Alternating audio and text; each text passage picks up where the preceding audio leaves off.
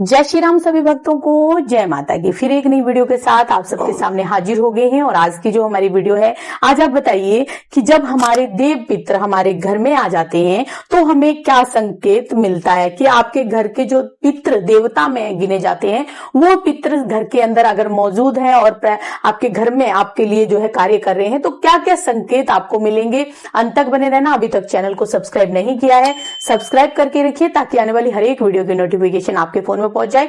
चलिए शुरू करते हैं आज की वीडियो। जय श्री राम जी। जय श्री राम, जय श्री बालाजी महाराज, जय माता दी। क्या होता है कि जब देव पितरों का आगमन आपके घर में होता है, ये आगमन प्रभु की कृपा से ही होता है, आपके इष्ट आराधक की कृपा से ही होता है।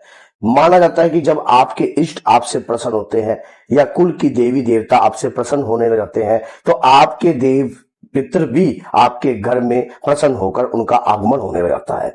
उनका आगमन कुल रूप में ही देखा जाता है, जैसे कि कुल की शक्ति।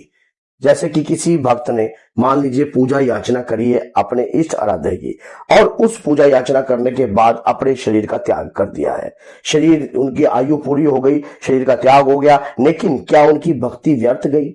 कभी भी भक्ति व्यर्थ नहीं करती, देव रूप में होती है। या आपके परिवार में कोई 10 साल से कम आयु का बच्चा गया हो, उत पित्र में गिना जाता है, देव पित्र में आ जाता है, अगर देवता की श्रेणी में पूजनीय रूप में आ जाता है। तो ये पित्र जो होते हैं हमारे घर की रक्षा करते हैं। जिस प्रकार से आपने देखा था कि राजा सगर के 60,000 पुत्र थे, 60,000 पुत्रों में उन्हें अभिशाप लगा हुआ था, श्राप लगा हुआ था कपिल मुनि के द्वारा कि तुम भस्म हो जाओ और तुम्हारी सदगति भी ना हो। तो जब कपिल मुनि को प्रसन्न किया भगीरथ ने और पूछा कि किस प्रकार से इन पितरों का उद्धार होगा, ये तो हमारे कुल के ऊपर एक अभिशाप लग गया, तब उन्होंने एक माध्यम बताया कि गंगा को धरती पर लाना होगा, गंगा जल से ही जो है ये पितर जो है आपके पवित्र होंगे। इसी प्रकार से जब आप अमावस्या का मौका हो और आपका ऐसा चांस बन जाए कि आप गंगा स्नान करने चले गए हो और आपके जाने में कोई रुकावट नहीं आ रही है, तो समझ लेना कि देव पितरों का आगमन आपके ऊपर आ रहा है, देव पितरों का आशीर्वाद आपको प्राप्त हो रहा है। दूसरी बात ये, अमावस्या के दिन घर में संतान का जन्म होना, अगर संतान आपकी अच्छी मनो जन्म हुआ है या अमावस्या के दिन आपके घर में मांगलिक कार्य कोई भी ऐसा अच्छा कार्य हो जाता है, जैसे कि आपके लड़के की कोई गवर्नमेंट जॉब लग गई है या कोई ऐसी प्रॉपर्टी जो है मानो जो जिसकी रजिस्ट्री में मानो आपको प्रॉफिट हुआ है अमावस्या के दिन, इससे आपके पित्र जो है प्रसन्न है, आपके देव पितरों की कृपा आपके परिवार पर हो रही है, कुल श्रेष्ठ देवी की कृपा भी आपके ऊपर हो रही है। फिर सबसे बड़ी बात यह है, शादी विवाह में काफी रुकावटें रहती थी, लेकिन अब जो है अमावस्या के दिन भी आपके अचानक ही सडनली ऐसा प्रोग्राम बन गया कि घर में कोई देखने आया और आपकी बात जम गई। तो ये स्पष्ट तौर पर संकेत दिख रहे हैं आपके पितृ प्रसन्न होने के।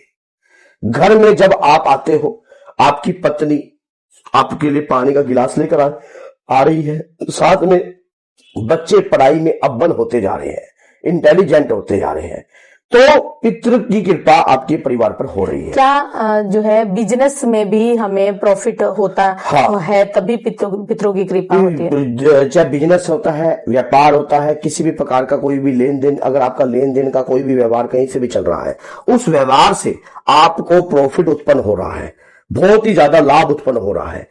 क्योंकि ऐसा होता है कि हमारे द्वारा कुछ त्रुटियां की भी होती है, उन त्रुटियों को हम जब भक्ति पूजा पाठ करते हैं तब वो जो त्रुटियां की भी होती है, जो गलतियां की होती है, वो जो हमारे जो पाप होते हैं वो हमारी भक्ति पूजा से पवित्र होने लग जाते हैं। इस दौरान क्या होता है कि हमारे द्वारा अगर कोई गलत कार्य भी किया हो या आपके बच्चे भी कोई गलत कार्य कर रहे हो और अब वो सुधर रहे हैं, आपके घर में अब सुधार का मौका हो रहा है, तो ये सब पितरों की कृपा से ही हो रहा है। क्योंकि पितर अगर आपका साथ देते हैं, बाहर की नकारात्मकता आपके ऊपर हैवी नहीं होती है। मान लीजिए आपके घर के अंदर रक्षा कवच नहीं है, आपके घर के अंदर सुरक्षा कवच नहीं है, लेकिन आपके घर में एक देव ऊत पितर है। अगर देव ऊत पितर है आपके घर में तो एक ऊत 100 भूत के बराबर है, एक ऊत पितर 100 भूत के बराबर है। चाहे कितने से बड़े भयंकर नकारात्मकता आपके घर में बढ़ने की कोशिश करे, अगर आपके घर में देव पितर श्रेष्ठ है और उस पितर के आप मानता करते हो तो आपके घर में वो अपनी जगह नहीं बना पाएगा। ऐसा कई कोई भी प्रेत होता है तब। तो अगर हम कोई स्थान बनाते हैं, मान लीजिए हमने कोई स्थान बनाया है, पितरों के नाम का, और उस पितरों के नाम के स्थान पर अगर कोई मलिन शक्ति बैठती है तब भी हमें नुकसान होता है। इस पर मैंने एक वीडियो बनाई थी। लेकिन अगर हमारे पितृ ही वाक्य में पूजा ग्रहण कर रहे हैं तो हमारे साथ कुछ ऐसे भी होते हैं कि हमारे दीपक की बाती में फूल भी बनता है। उस ओक में जो हम बनाते हैं वहां पर पितरों के स्थान पर, वहां पर जो दीप लगाते हैं लेटी बाती में भी फूल बन जाता है। ऐसा भी होता है।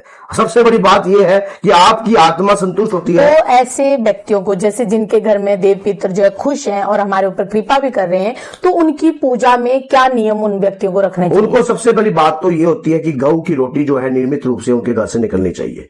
कुत्ते की रोटी भी नियमित रूप से उनके घर से निकलनी चाहिए। पक्षी, कौवा, मछली और चींटियां, इनके लिए जो अनाज है, जो खान पान है, वो अपने हाथ से कुछ ना कुछ दान जो है निकालते रहे।